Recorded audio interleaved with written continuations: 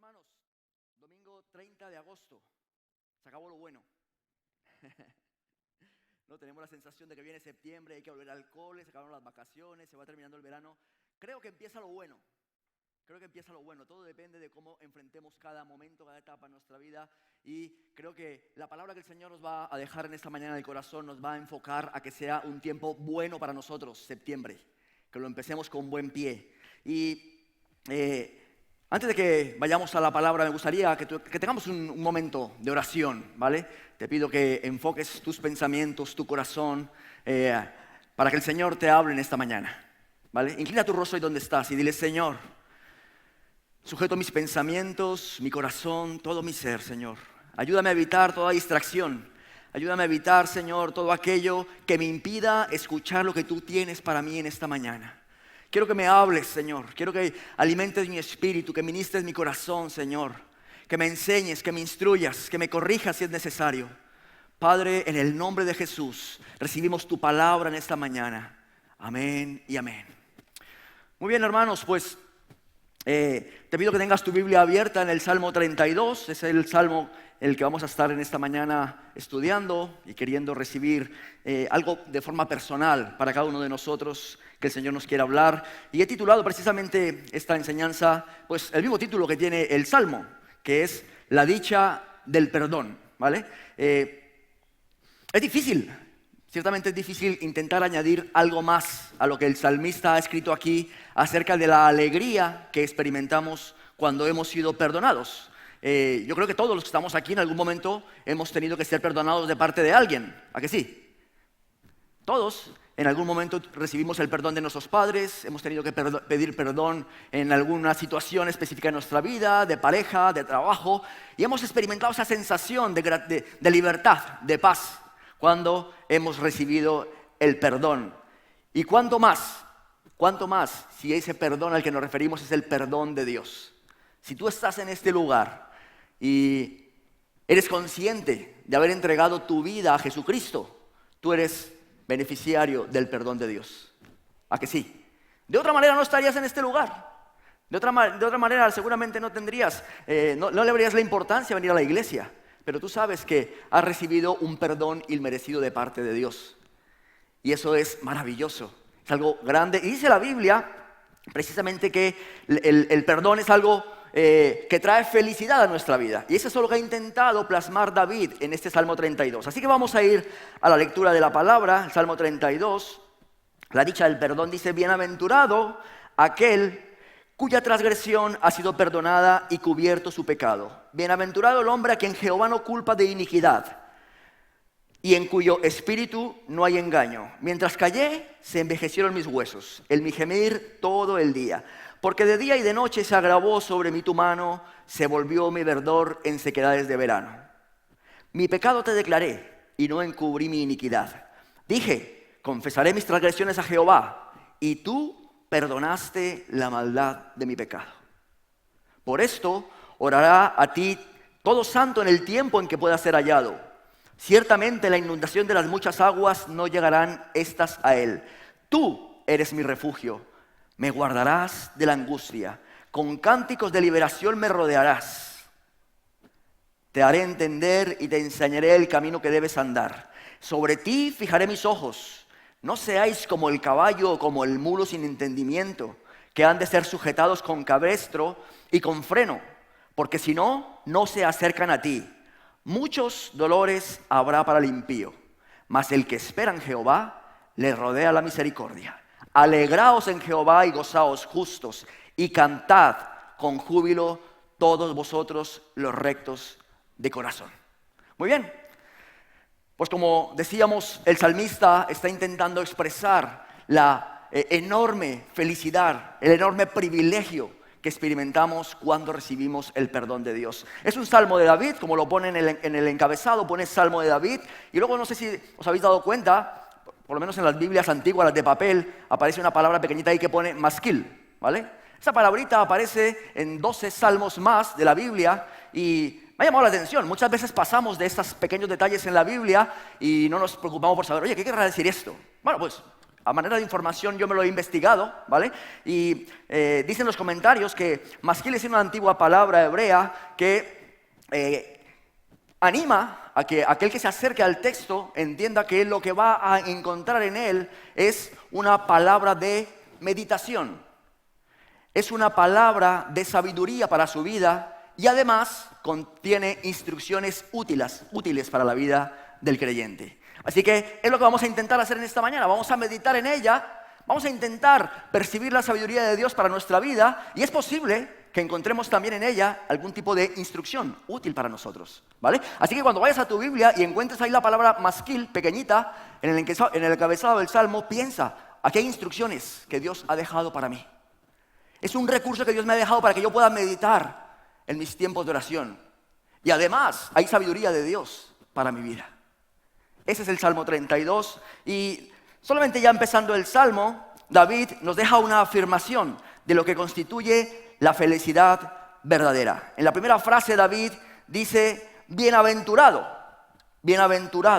aquel.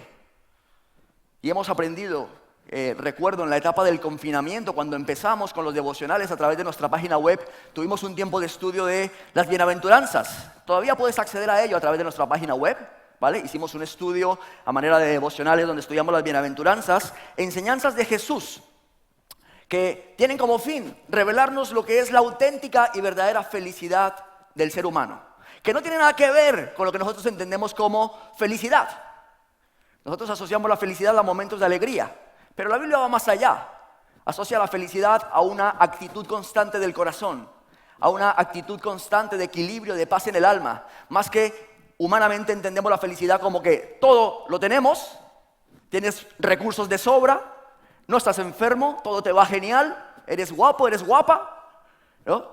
Lo cierto es que todas esas cosas se acaban y está demostrado que ninguna de ellas aporta la verdadera felicidad para el hombre. Pero Jesús en las bienaventuranzas sí que nos dejó los verdaderos secretos de la felicidad para el ser humano. Y David utiliza la palabra bienaventurado, pero hoy en día tenemos recursos en los que se han hecho nuevas versiones de la Biblia intentando que esas palabras que ya casi no utilizamos, ¿vale?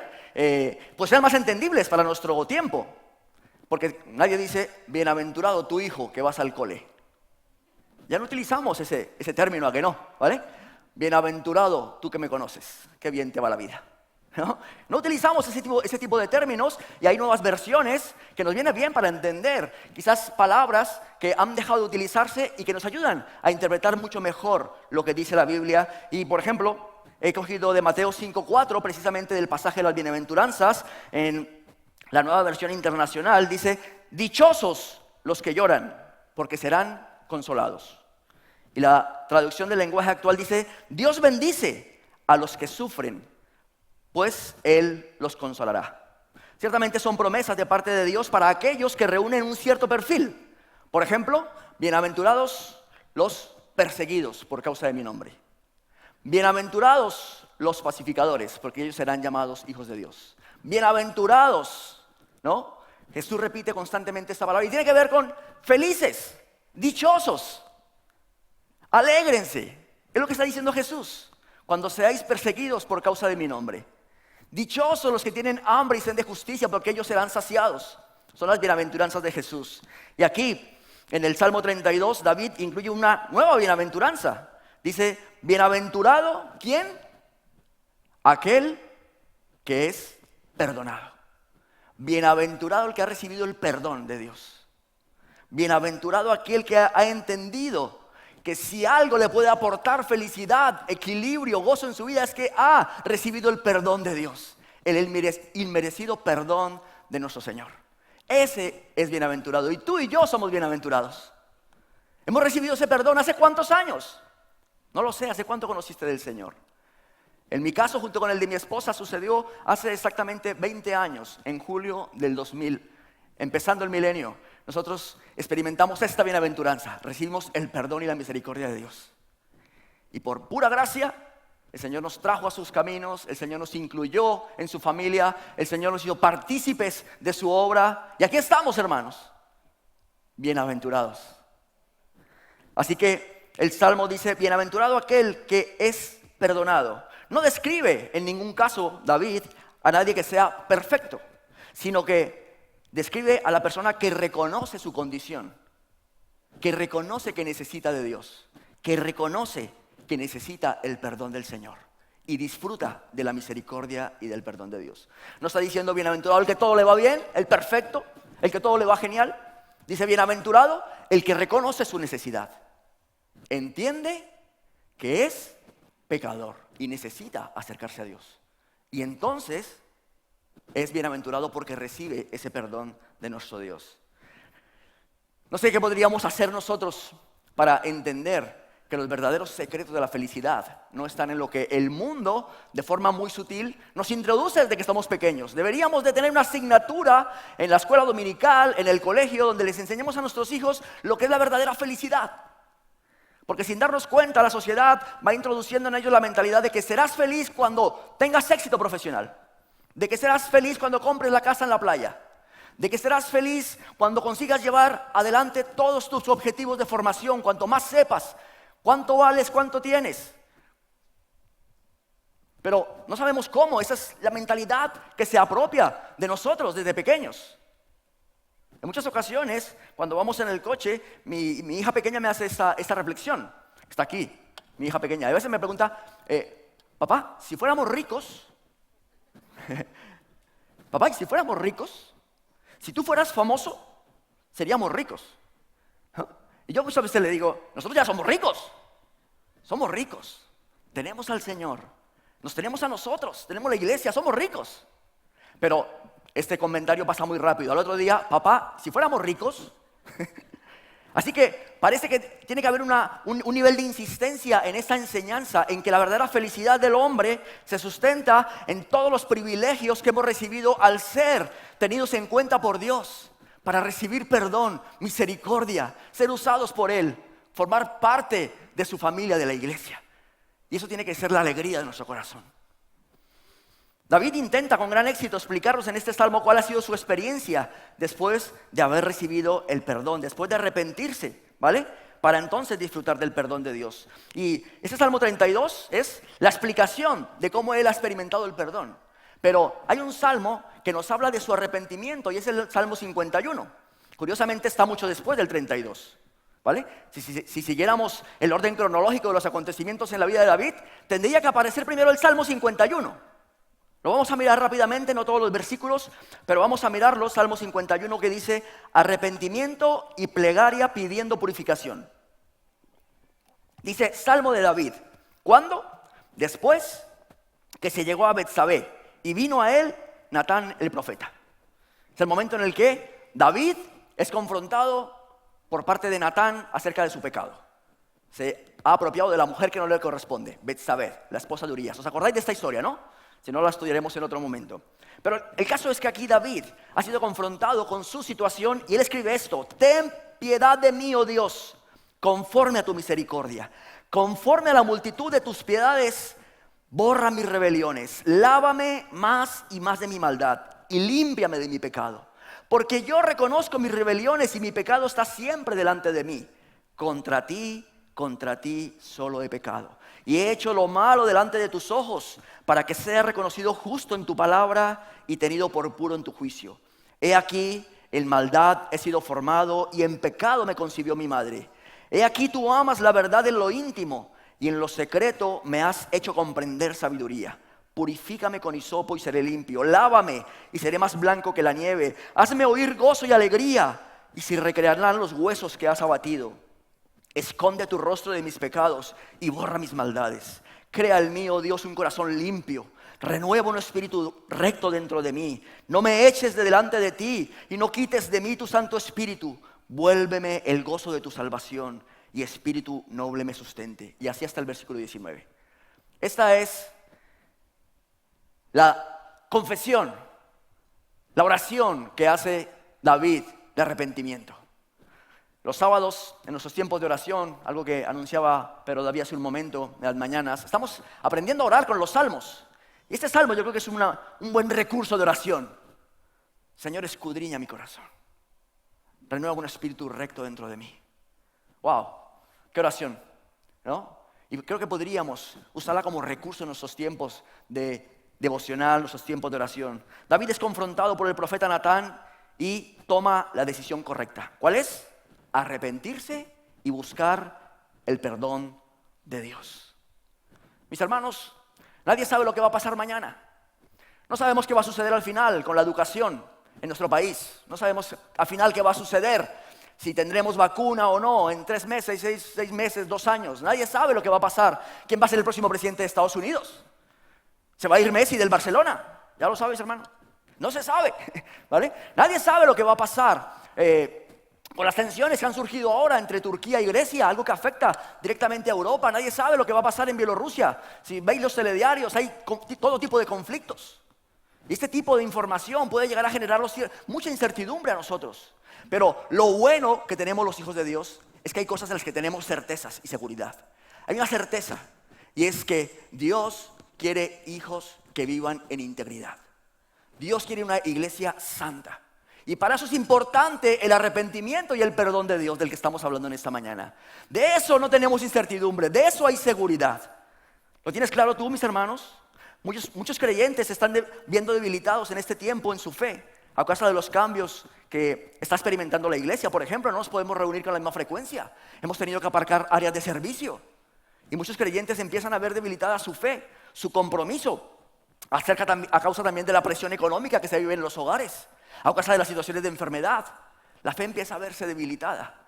Durante muchos años, llevamos en esta iglesia 20 años con mi esposa, y hemos visto pasar montones de personas que han llegado a España desde muchos países de Latinoamérica, y en sus países tenían una firme conexión con el Señor, y llegaron aquí y después de algunos meses desaparecieron.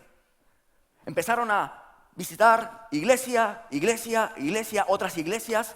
Estaban viviendo un desajuste a causa de los cambios que habían experimentado en cuestión de 10 horas. Coges un vuelo en Latinoamérica, en 10 horas estás aquí. Y piensas que la vida va a seguir igual. No, todo ha cambiado.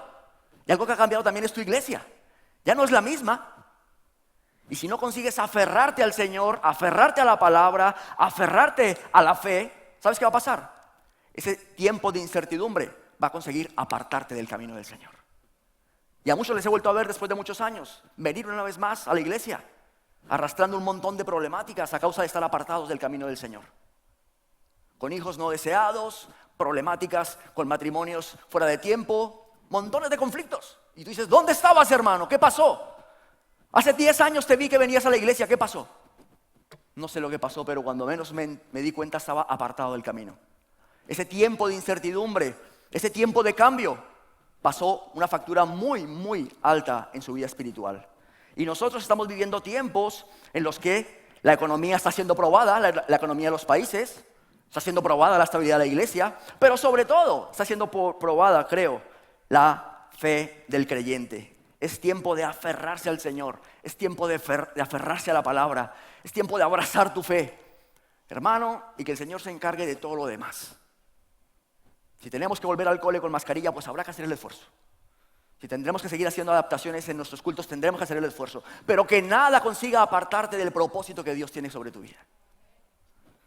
Así que, si tu fe se está debilitando, si notas que tu pasión por el Señor se ha apagado, si descubres que tu compromiso con el Señor de repente encuentra otras posibilidades, es mejor pasear el perro, es mejor ver el fútbol, es mejor no pasar calor, es mejor no desplazarte, es mejor no exponerte.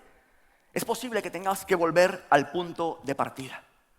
Y el punto de partida, de la misma manera que le sucedió a David, fue el arrepentimiento.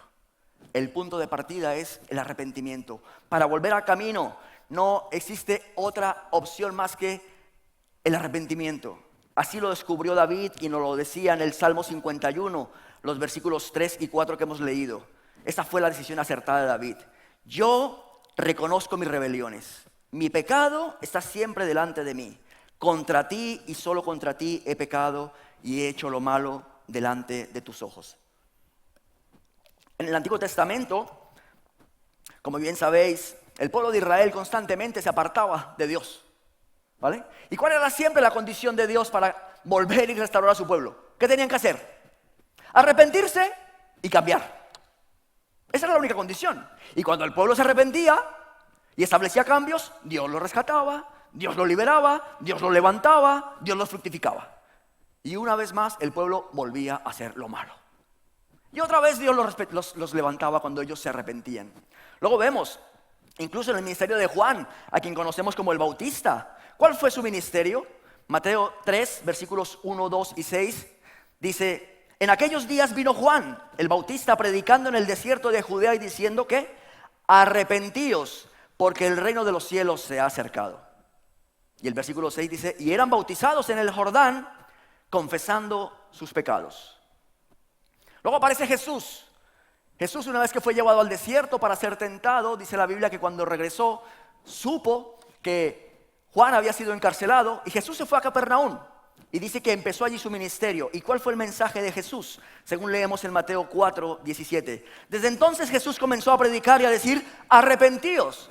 ¿Por qué? Porque el reino de los cielos se ha acercado.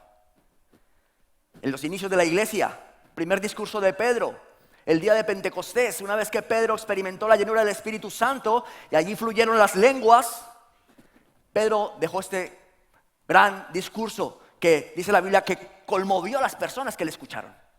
Y le preguntaron: ¿qué haremos? ¿Qué haremos? ¿Cuál fue la respuesta de Pedro? Lo vemos en Hechos 2. Dice: al oír esto se compungieron de corazón y dijeron a Pedro y a los apóstoles: varones hermanos, ¿qué haremos? ¿Qué les dijo Pedro? Arrepentíos y bautícese cada uno de vosotros en el nombre de Jesucristo para perdón de pecados y recibiréis el don del Espíritu Santo. Así que a lo largo de toda la Biblia, hermanos, vemos que hay una forma de volver al camino correcto. ¿Cuál es? El arrepentimiento. El pueblo de Israel quería volver a tener comunión con su Señor. Arrepentíos. ¿Qué dijo Juan a su generación? Arrepentíos. ¿Qué dijo Jesús? Dando un espaldarazo al ministerio de Juan, iniciando su ministerio: arrepentíos. ¿Qué dice Pedro a la iglesia? Arrepentíos. Cuando recuerdo hace años, tuve la oportunidad de entrar a trabajar en una empresa y mi primer trabajo en ese lugar fue de reparto, manejando una furgoneta.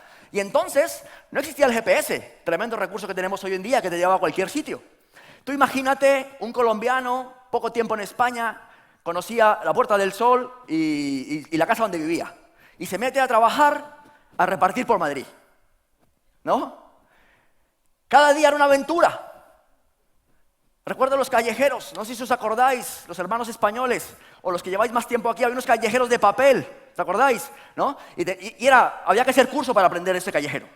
Eran letras, números, mapas, hojas, ¿no? No había quien manejara eso, y menos nosotros que veníamos de fuera y no estamos acostumbrados a que las calles tengan nombres, sino números. Entonces desarrollé una estrategia que me funcionó bastante bien al principio. ¿Sabéis cuál era la estrategia?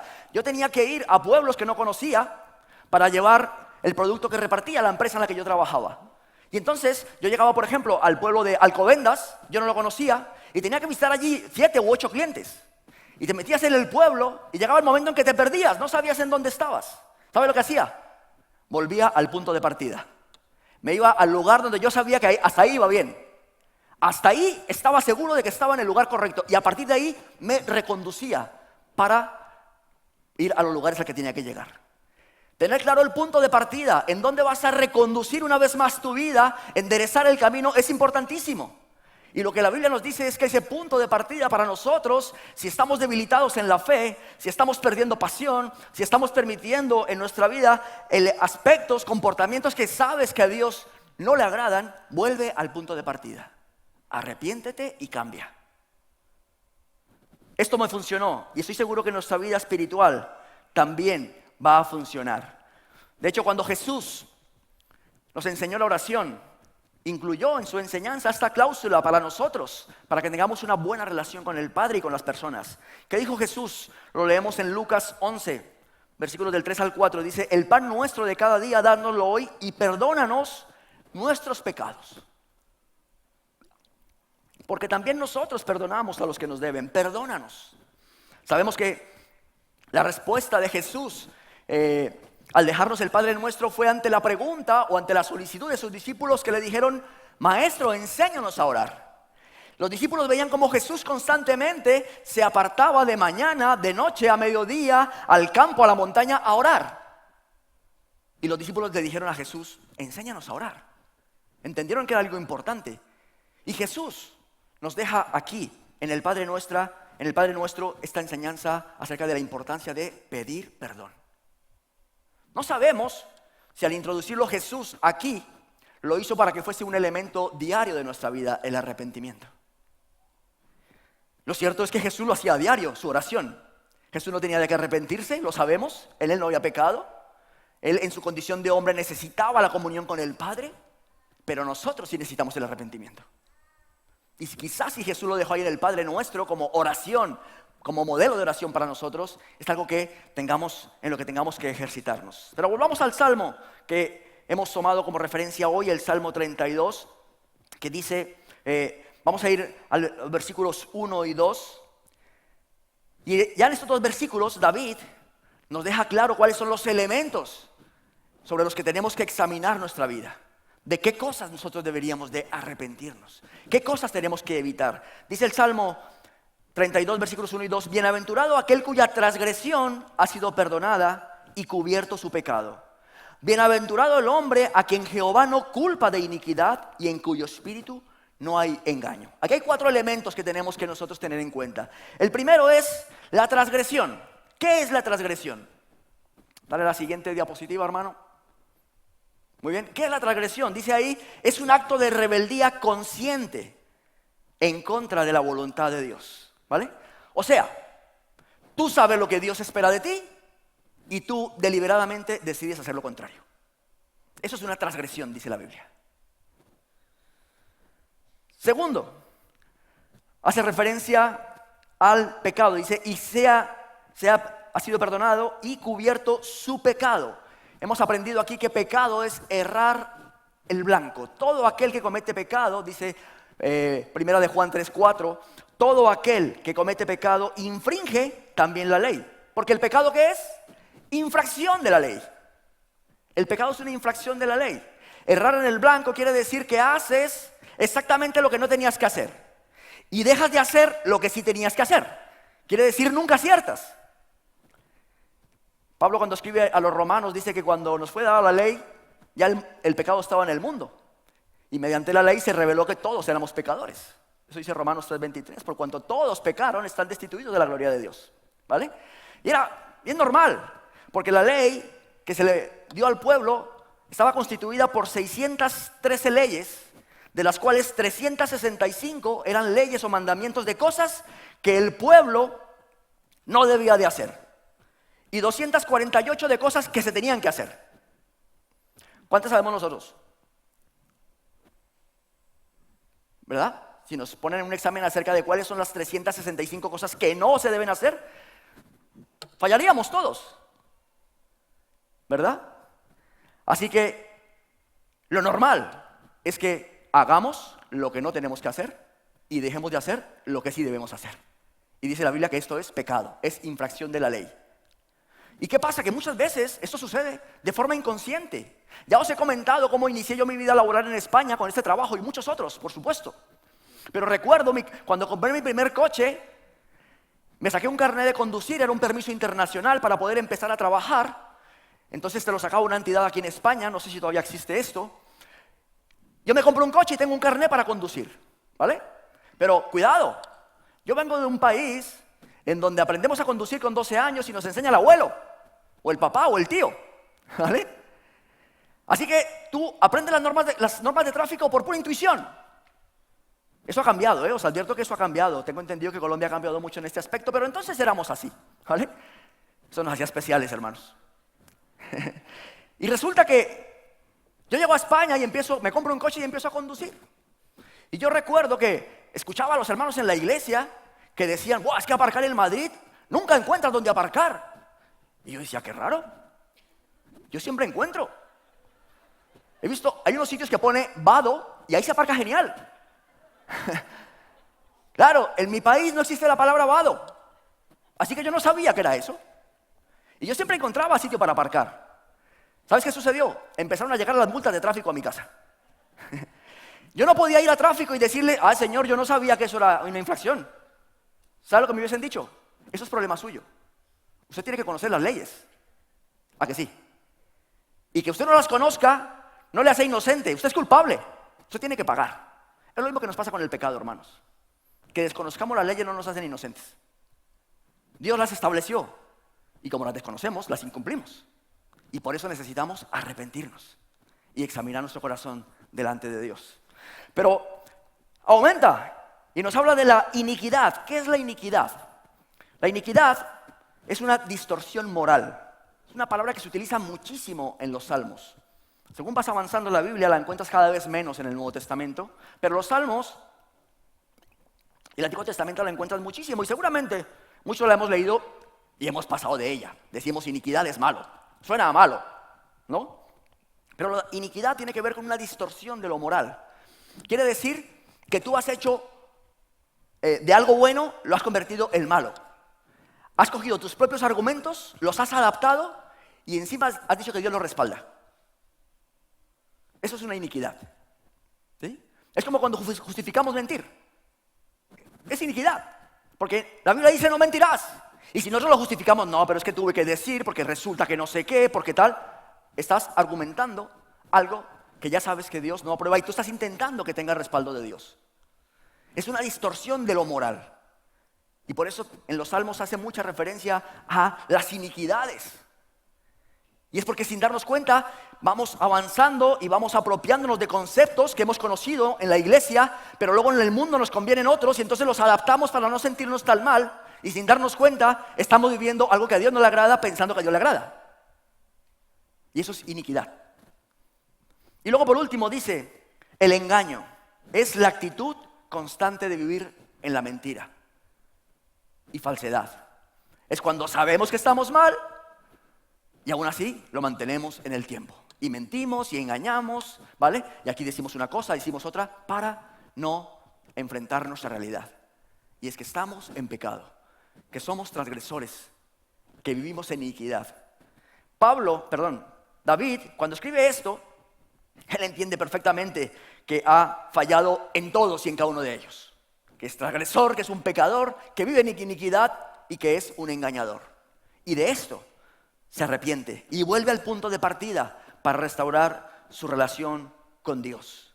El arrepentimiento, hermanos, es volver al punto de partida para restaurar nuestra relación con Dios. No podemos intentar hacer adaptaciones para que Dios no las acepte. Dios es santo y quiere un pueblo santo. Somos sus hijos, somos su pueblo, pero Dios quiere una nación, una iglesia santa.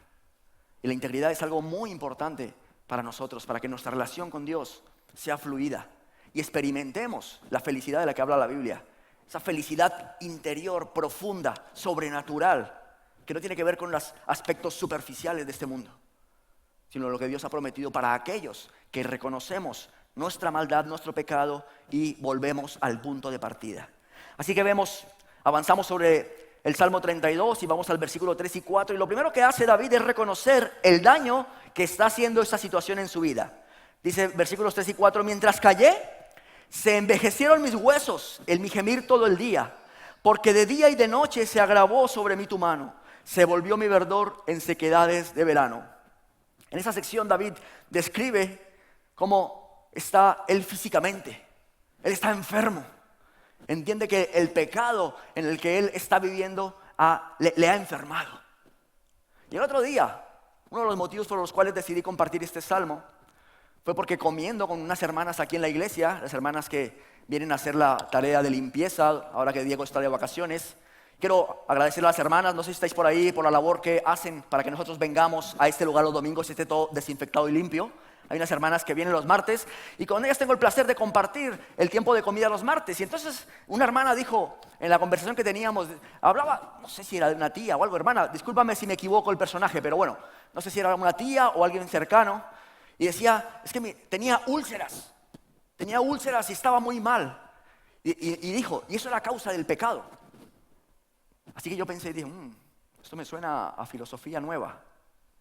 Tengo que buscarlo en la Biblia. Y descubrí que evidentemente la Biblia hace referencia a que si nosotros estamos viviendo en pecado, lo encubrimos, decidimos hacer adaptaciones para que Dios me las acepte, ¿vale? Y pasa el tiempo, empieza a pasarnos factura incluso físicamente. Hay personas que experimentan estrés, ansiedad, depresión, porque hay cosas que en su vida siguen encubiertas, no han sido confesadas, o porque tienen problemas con las personas y no son capaces de pedir perdón, o no han podido perdonar a las personas que les hicieron daño. Hay personas que han pasado los años, están en el Evangelio, y todavía cuando hablan de su padre, tienen un rencor en su corazón porque quizás fueron maltratados o maltratadas, porque fueron padres ausentes. Hay que perdonar y te quitarás un peso de encima. De hecho, cuando llegas al Señor y tus pecados son perdonados, tu cara cambia.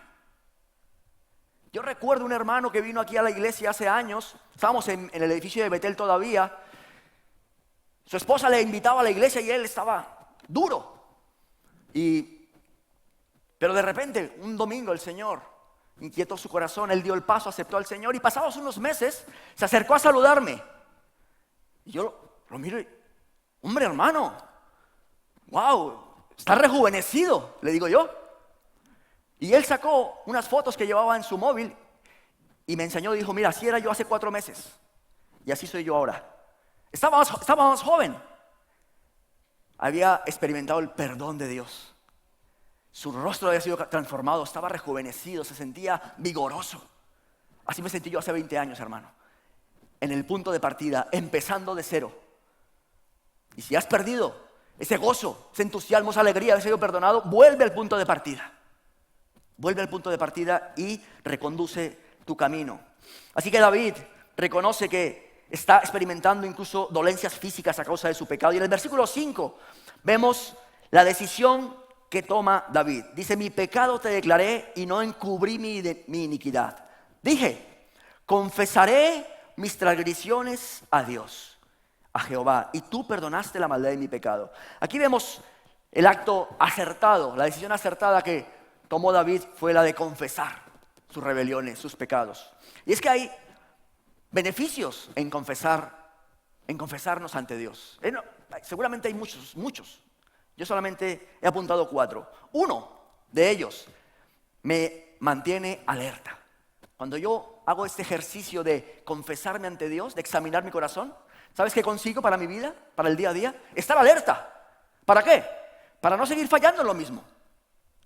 Si yo en mi tiempo de oración descubro que yo no estoy siendo cariñoso y delicado con mi esposa, porque en mi tiempo de oración digo, Señor, escudriña mi corazón, y el Espíritu Santo me hace saber que yo estoy siendo demasiado duro con mi esposa, yo digo, wow, Señor, perdóname, quiero cambiar. Y esa actitud, ese momento me ayuda a estar atento, alerta, a no incurrir en el mismo error. Pero si nunca llevo ese momento de reflexión, voy a seguir cometiendo lo mismo. No voy a estar alerta. Otro segundo beneficio es me ayuda a crecer. Como creyentes, nuestro objetivo es crecer constantemente hasta que lleguemos a la estatura del varón perfecto que es Cristo. La semana pasada, cuando entramos en este lugar, cuando yo entré, vi a un hermano que durante la primera etapa del confinamiento nació su hijo, a Jairo y a María. Estaban por ahí, María le he visto ahora cantando, ¿no? Enhorabuena por el bebé.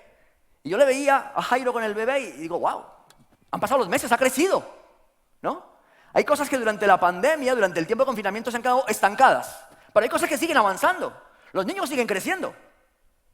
Yo ya he tenido que comprar otra ropa a mi hija, que no para de crecer. Hay cosas que siguen avanzando. Hay otras que no, otras que van para atrás.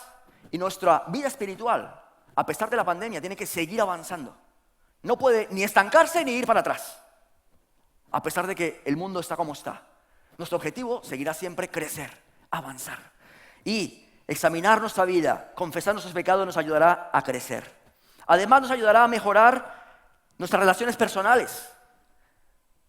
Durante nuestro tiempo de confesión, examinar nuestro corazón en la presencia del Señor, también descubriremos aspectos en nuestra forma de comunicarnos, de relacionarnos que no agradan a Dios, y seremos mejores personas.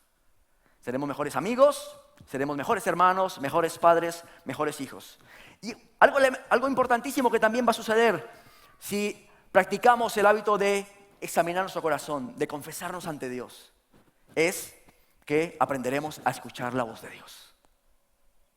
En un mundo en el que hay tanto ruido, tanta noticia, ¿cuánto necesitamos escuchar la voz de Dios, hermanos? Pensaba en esta imagen, yo creo que todos nosotros hemos visto fútbol alguna vez, ¿no?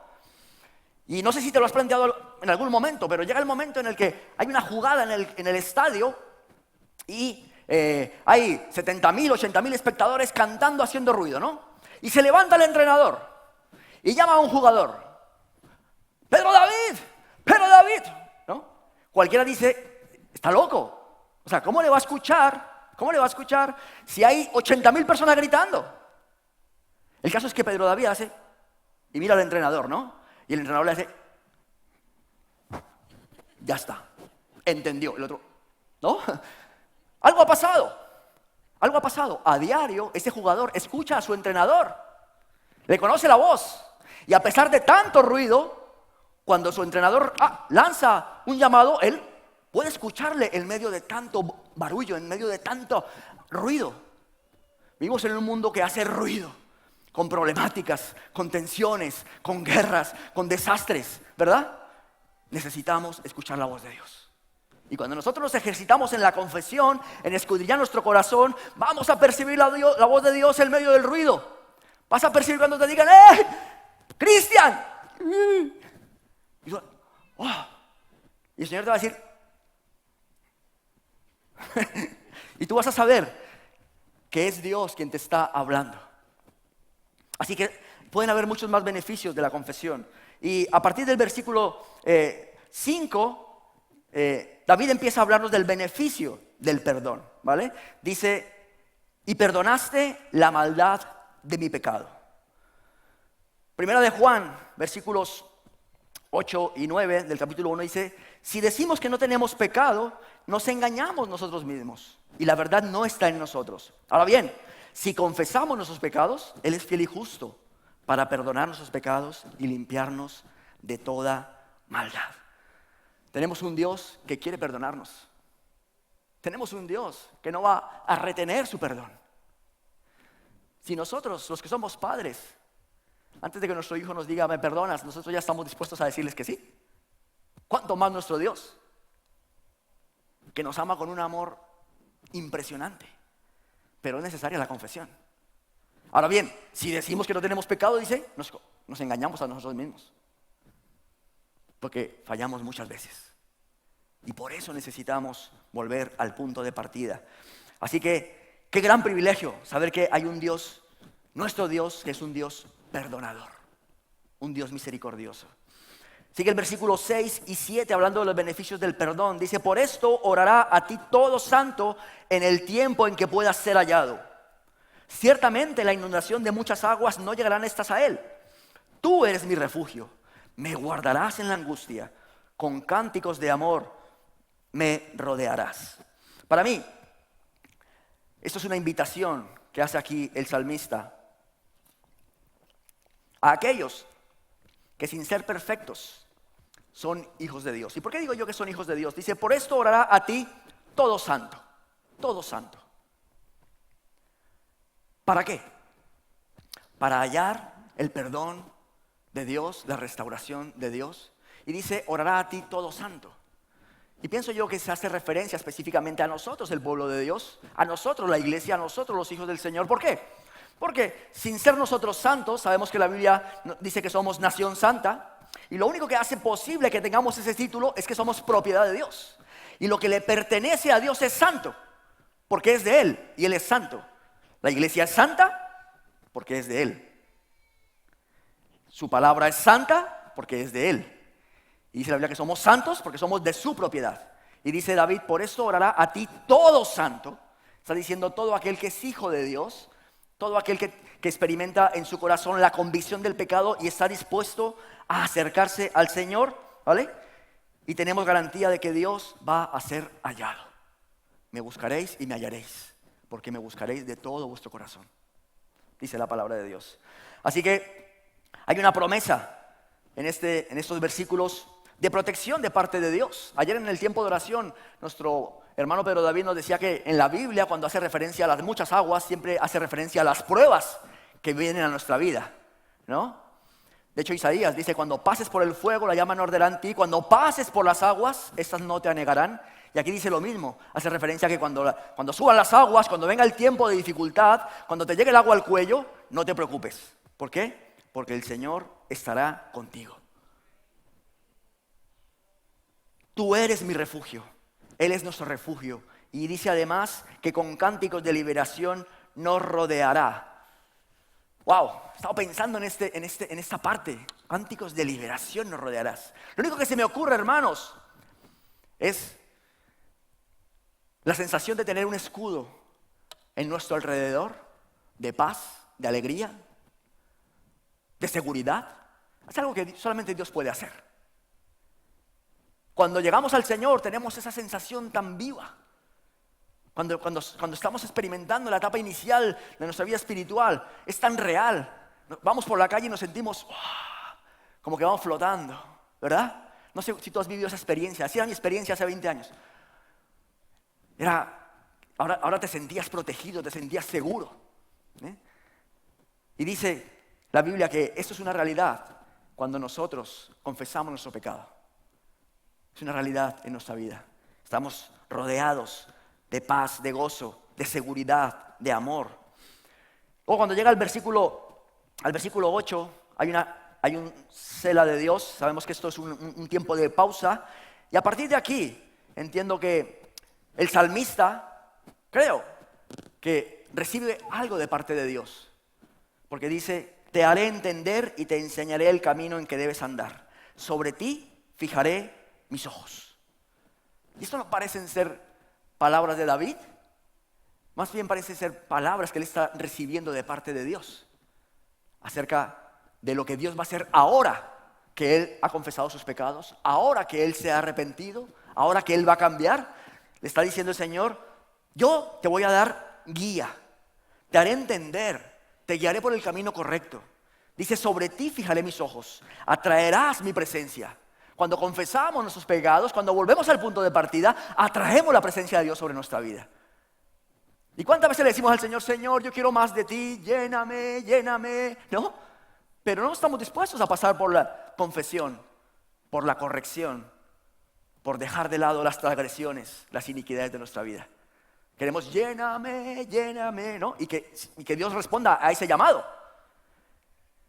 Pero aquí hay un secreto aquí. Y dice que tu confesión hará que Dios ponga sus ojos sobre ti. Generará cercanía de Dios en tu vida.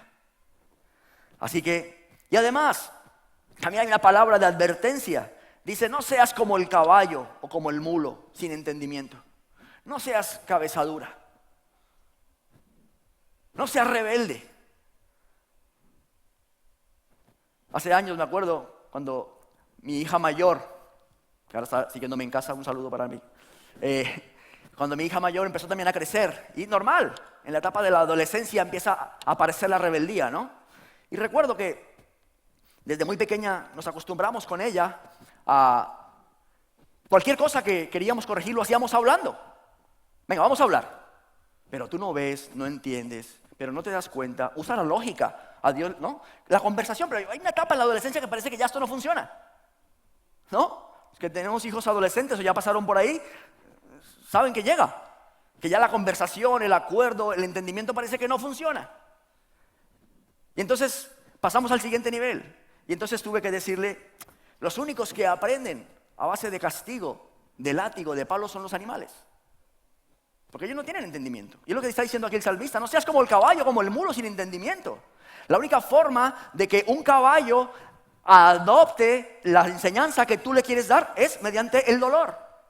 El caballo que lleva su freno en la boca, cuando tú aprietas el freno, él experimenta dolor. De otra manera no obedece. ¿Vale?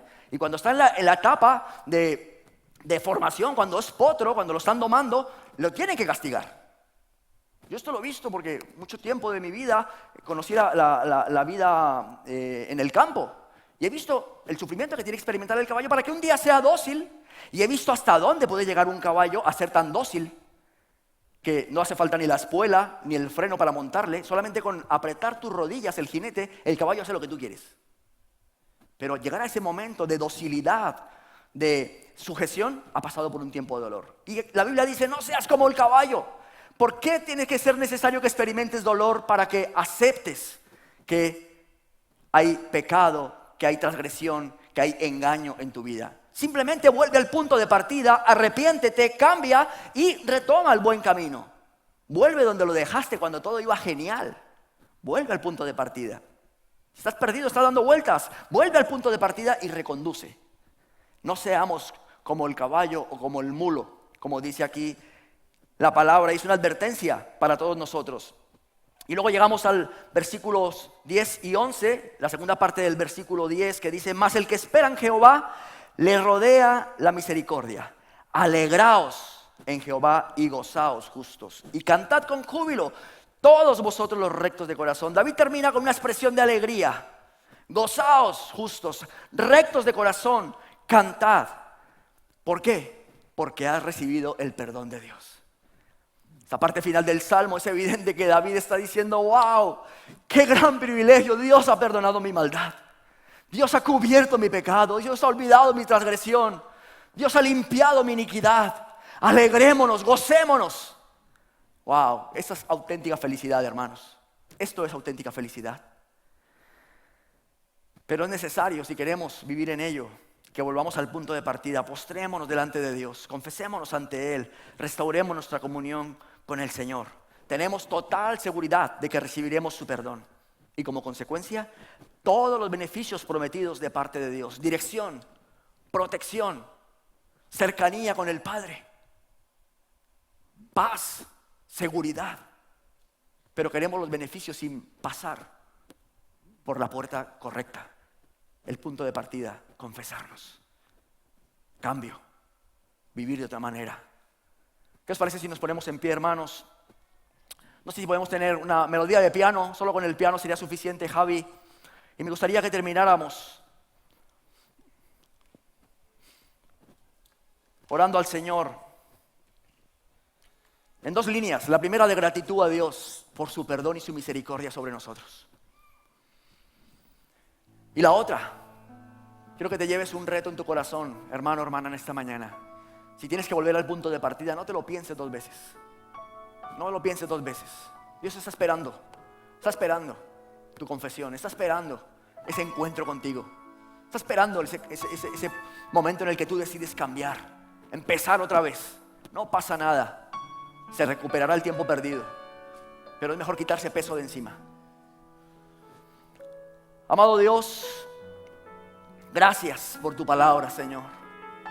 Gracias te damos en esta mañana, porque ciertamente la felicidad que tú tienes para nosotros es una felicidad profunda, genuina, que afecta nuestra alma, nuestro corazón, todo nuestro ser, Señor. No es algo superficial, no es algo pasajero. Ayúdanos, Señor, a apropiarnos de estas verdades, a entender, Señor, que si algo puede hacernos felices es sabernos perdonados por ti, Señor. Es que un día tú extendiste tu misericordia, tu bondad hacia nosotros, nos diste perdón, nos diste vida, Señor, nos diste esperanza.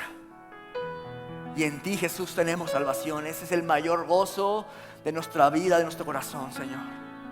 Gracias por ello. Gracias porque en esta mañana tu palabra nos anima a reconducir, a volver al punto de partida, a examinar nuestras vidas delante de ti, Señor. Analizar por qué hemos perdido la pasión, el enfoque, por qué estamos perdiendo el compromiso, Señor. Queremos volver una vez más a estar en la línea correcta, la que tú tienes para nosotros, Señor. Te pedimos perdón, Señor, por todos nuestros pecados, nuestros errores, Dios. Perdónanos. Perdónanos, Señor, límpianos.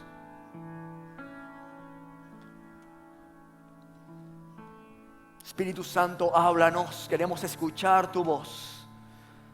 Queremos tu corrección. Queremos que tú nos hables y nos digas en qué te estamos fallando. ¿Qué es eso que estamos permitiendo en nuestra vida que está apagando nuestra pasión, nuestra fe? Ayúdanos, Señor. No queremos volver atrás. No queremos volver atrás, Señor. Tan solo hasta el punto de partida y a partir de ahí volver a avanzar, Señor. Te entregamos nuestras vidas y nuestros corazones, Señor, en esta mañana. Somos tuyos, somos de tu propiedad, Señor. Levántanos en este tiempo. Límpianos, límpianos con tu sangre poderosa, Jesús. Límpianos y perdónanos, Señor, por tantas y tantas veces que te fallamos, por la rebeldía, la dureza de nuestro corazón, porque en ocasiones nos comportamos como caballos, como mulos, duros, rebeldes. Perdónanos, Señor.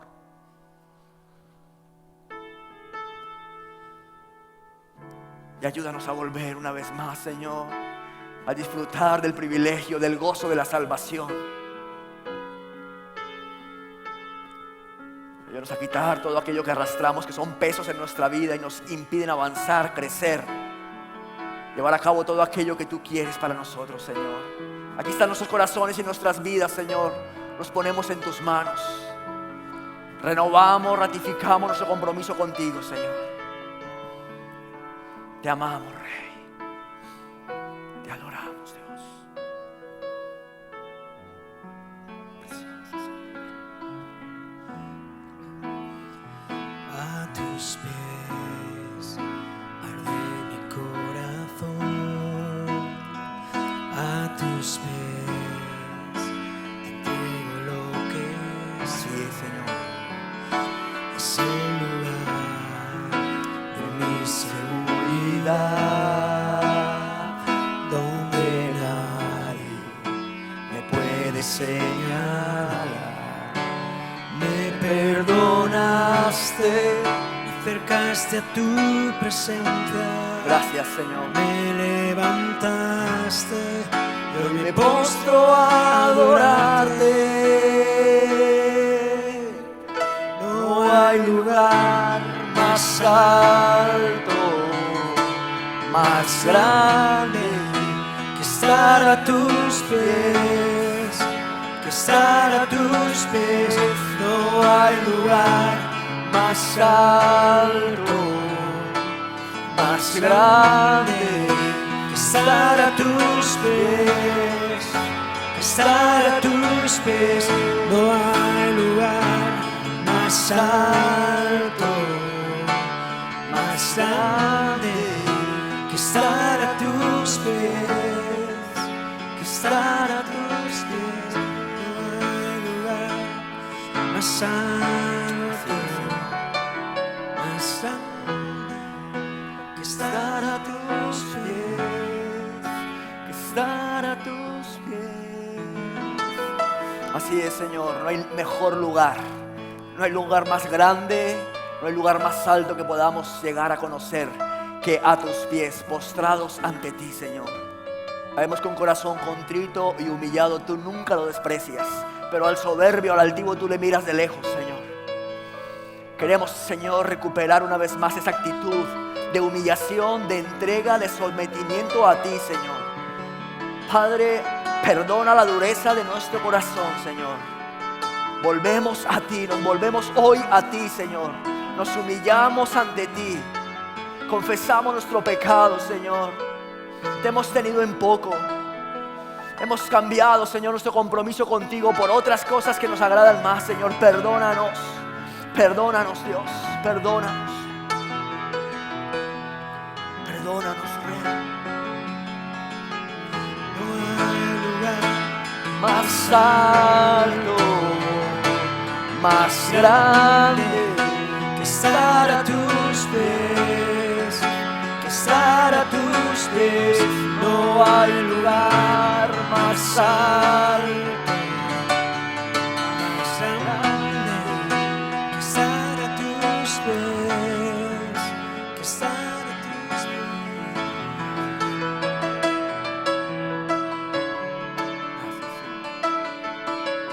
Gracias, Dios, porque sabemos que tú no retienes tu perdón, Señor, y quieres que disfrutemos de la dicha del perdón.